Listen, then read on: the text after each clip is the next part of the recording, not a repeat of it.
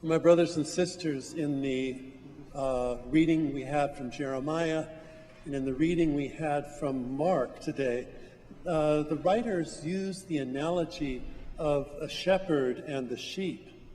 In Jeremiah, he describes the relationship of religious leaders to the people, how it hadn't been too good and what God would like to happen.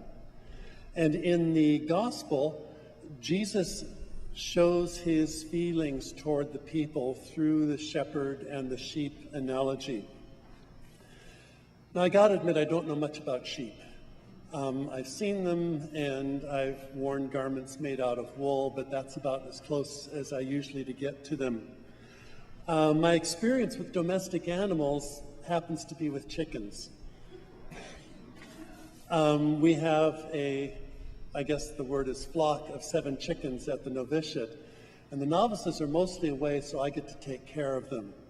And so that's my experience with them. They live in a coop. It's a very nice coop. And in the morning, somewhere around 10 or 11, I let them out and they poke around the yard and walk around and do their chicken thing. And then just before dinner, I will actually whistle and they come running. They come running because I got some treats for them. But chickens are very, very funny when they're running. And then they all run and they get inside the coop and I shut the door for the night and they're safe from raccoons and all that. So, what does the analogy, either about sheep, if you know something about sheep, or chickens, if you're me, apply to us today? Well, in the first reading especially, the analogy of shepherd and sheep applies to religious leadership. The people who were doing religious leadership at that time apparently weren't doing a very good job of it. But this analogy applies to almost any kind of leadership in which people, in some way or another, are in our care. So this kind of thing includes family, especially the children are in the care of the parents. Later on, sometimes the parents are in the care of the children. Places that we work, sometimes there are people that are put into our care, especially if we're in a helping profession of some kind. And this also has to do with politics, where people who have offices in politics are to help, to be good, to be present to the people for whom they are working. So it's pretty much leadership that has to do with anywhere the things that we do, the choices we make, have effects on other person's lives. So I want to talk about a couple aspects of the leadership role. And one, I think, that is encouraged by the first reading in Jeremiah, and also Jesus' feelings toward his people, is that the person who is leading should love the people that are entrusted to him or her. Granted, I don't love the chickens a whole lot, as I would a human being, but still there's something nice to being able to, keep them safe and give them food and all that. And I do care about them and for them. But all the more in positions where there's people involved. When I was teaching, I had a real care and concern and love for my students.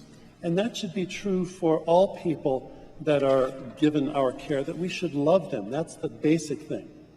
And this love then, of course, should show itself in actions, how we behave toward them, how we give them what we can, how we can do things for those in our care.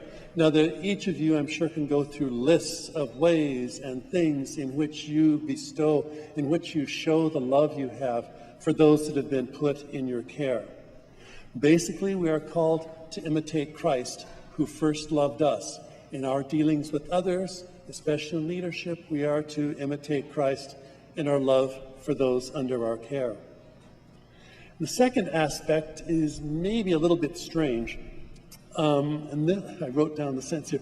People who are under our care aren't stupid. Okay, people who are under our care aren't stupid. I used to think the chickens were pretty dumb. Especially there was one. They all come into the coop in the afternoon, and there's one that just isn't really sure whether she wants to come in at all. So I have to wait and finally, okay, so she goes in. But there was an instance some weeks ago. I've been in charge of the chickens, and I forgot to put them to bed one night. It was 8:30 before I realized, oh my God, I still haven't put them to bed. They're probably all over the facility, everywhere. I'm going to have to go collect them. They can't see.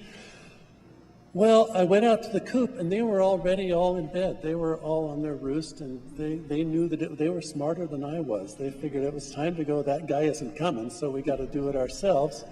And they were so all I had to do was check there was no squirrels or anything in the coop and shut the coop, and also the chickens had it on me that day. It's important to respect the knowledge and the gifts of those who are in our care. In our love for them, to be open to them, to listen to them, because they are all images of God as well. And in some way, God is going to show himself through the people that are in our care. They teach us about the goodness of God. And so we have to listen to those in our care, especially when they're in trouble, where they feel oppressed by someone, or even by us or someone else. We have to listen to them and take care of them. Now, incidentally, this means that in our roles as followers, right, because besides our leadership roles, we also have roles as followers, we have to hold our leaders to account. So we want to speak the truth to them, we want to respect them, and we want to act appropriately to them. Again, the call is to imitate Christ, who spoke the truth to power, even when it was going to be a problem for him, who kept listening, and who, as follower of his Father, continued always to act in love as the Father had called him. And so, my brothers and sisters, as we continue this liturgies, let us pray that in those areas of life in which we have others in our care, that we love them deeply and respect what they give to us.